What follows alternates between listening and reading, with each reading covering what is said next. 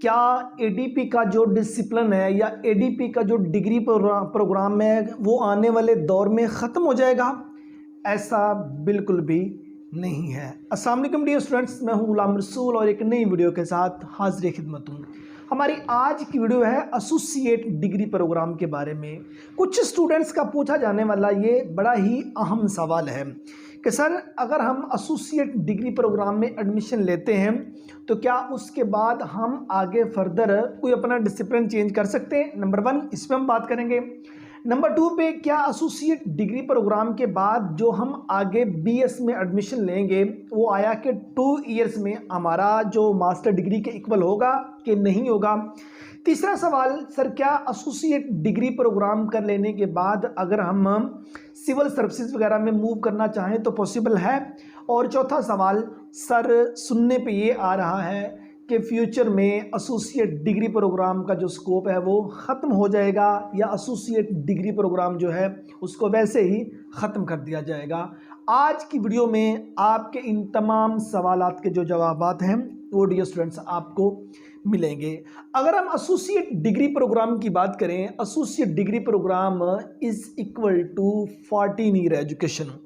Intermediate के बाद आप किसी में उसमें आप एडीएस कर लेते हैं, आप एडीपी इंग्लिश कर लेते हैं, एडीपी सीएस कर लेते हैं, किसी भी डिसिप्लिन के अंदर आप मूव कर जाते हैं। आप जब एसोसिएट डिग्री प्रोग्राम में दाखिला लेते हैं तो डियर स्टूडेंट्स वो आपकी एजुकेशन 14 क्लासों के बराबर हो जाती है, ठीक है।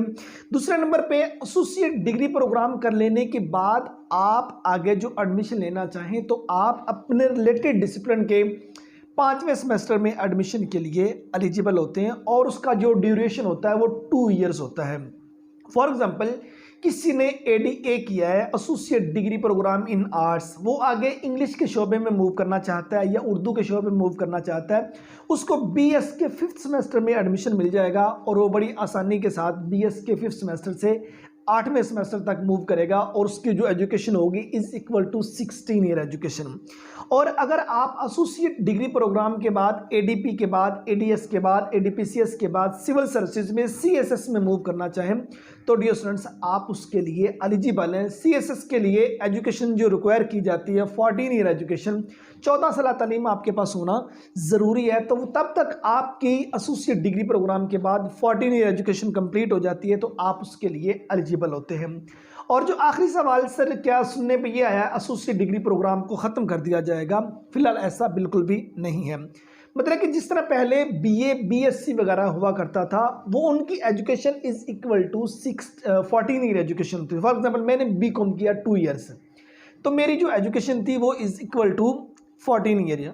अब मतलब कि बीकॉम को उन्होंने रीनेम करके एडीसी का नाम दे दिया है, associate degree programme in commerce, ठीक है। मतलब कि नेम वो चेंज करेंगे। आपने जिस डिसिप्लिन में जिस डिग्री में अपनी एजुकेशन हासिल की होगी तो आपकी वो कंप्लीट उसी तरह मेंटेन रहेगी। ये नहीं कि आगे वो नेम को चेंज कर देते हैं, आपने एडीपी किया या एडीए किया एडीएस किया उसको ख़त्म कर दिया जाएगा, उसका स्कोप नहीं रहेगा, ऐसा बिल्कुल भी नहीं है।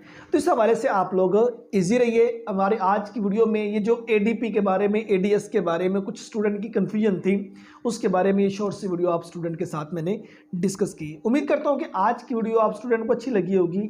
नेक्स्ट वीडियो में मिलते हैं। अपना बहुत सारा ख्याल रखिएगा। फ़ी अमानिल्लाह।